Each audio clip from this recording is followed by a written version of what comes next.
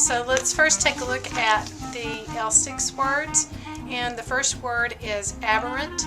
Aberrant is an adjective, and as you recall, adjectives describe nouns. She was aberrant when it came to her clothes. She did not dress like a typical business woman. Okay, now think about it. She didn't dress like a typical business woman. So would this mean usual, deviating from the norm, average, or dependable? Well, if she didn't dress like the typical businesswoman, she would be B, deviating from the norm.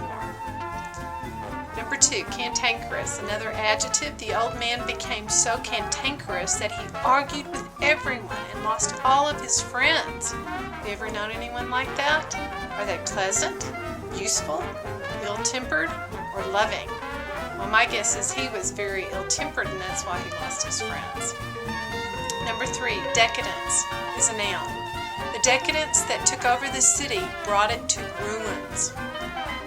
Now, what could bring something to ruins? A prosperous time, a period of decline in morals, a discovery period, a period of intellectual growth.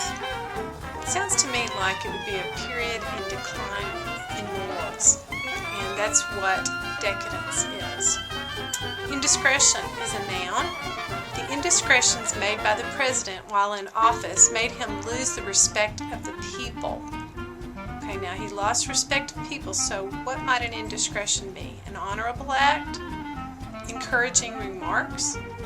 Indiscreet acts? Or promotional deals? Well, it's C, indiscreet acts. Things that aren't, really up to par with where they should be. Longevity is the next one, and this is a noun. His longevity made him outlive his children. He outlived his children. Does this mean he had a long life, an easy life, a stressed life, or a nervous life? If he outlived his children, he had a very long life, and that's A. Number 6, nondescript, another adjective. The dress I chose to wear to the audition was very simple and nondescript because I didn't want my clothes to distract the director. Okay, they were very, very simple, is it A, ornamental, B, lacking distinctive qualities, C, unusual, or D, bright? Well, the correct answer is B, lacking distinctive qualities. Number 7, proximity, noun. I was in such close proximity to the explosion that it shook my house and broke my windows. Wow. So is this a lengthy distance? Probably not. A regular distance? Maybe. The state of being near or the state of being sheltered? Well, the likely choice is being near. The closer you are to something like that, the more the effects it's going to have on you. Number 8 is stoic, another noun.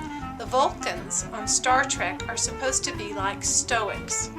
They control their emotions. Okay, now notice the clue there. They control their emotions. Is it ones who are seemingly indifferent?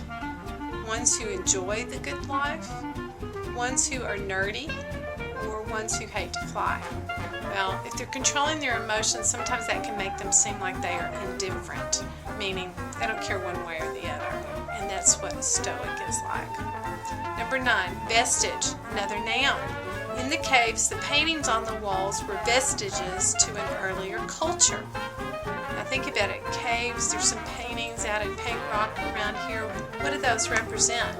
Nothing substantial? A visible trace of something that once existed? Graffiti made by gangs?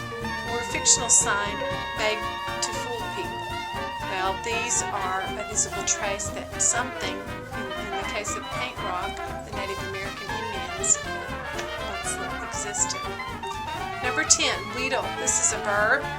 A swindler befriended me, then wheedled my life savings out of me. Okay, now notice there's a couple of clues in there. Swindler and life savings. What happened there? To protect, to borrow, to openly counsel, or to persuade by flattery.